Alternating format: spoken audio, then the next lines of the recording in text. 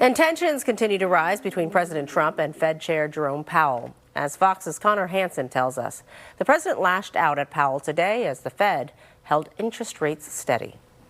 Despite elevated uncertainty, the economy is in a solid position. The Federal Reserve has held interest rates steady for the fourth straight time. Rates have sat around 4.3% since the last cut in December. Inflation has been cooling all year, but Fed officials have been waiting to see how President Trump's tariffs play out. We believe that the current stance of monetary policy leaves us well positioned to respond in a timely way to potential economic developments. The president has repeatedly expressed his frustration with Fed Chair Jerome Powell. It's a shame. This guy, do you ever have a guy that's not a smart person and you're dealing with him and you have to deal? He's not a smart guy. He's worried about inflation.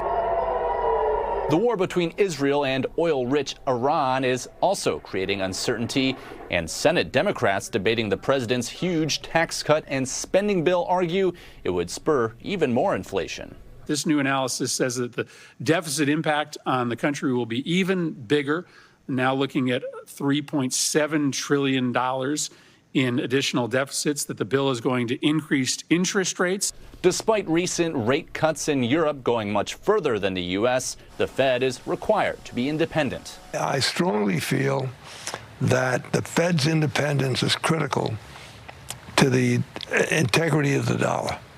That we can say, there's no political interference here. The Fed still expects to have 2 more rate cuts this year. Its next meeting will happen at the end of July. In New York, Connor Hansen, Fox News. Well, President Trump has delayed banning TikTok in the U.S. for a third time, so users will now have 90 more days to use that app. The White House says President Trump plans to sign an executive order this week, putting off the sale or ban deadline. The law, which was supposed to go into effect back in January, would ban TikTok in the U.S. unless it is sold to a U.S. buyer by its China-based parent company, ByteDance. TikTok has about 170 million users in the U.S., and U.S. leaders have raised alarms about China's potential ability to access Americans' information through the company.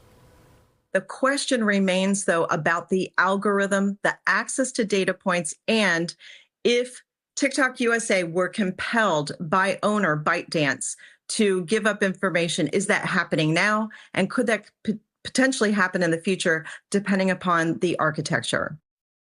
TikTok has yet to announce a buyer. Sale negotiations stalled in April after the White House's announcement of new tariffs on Chinese goods.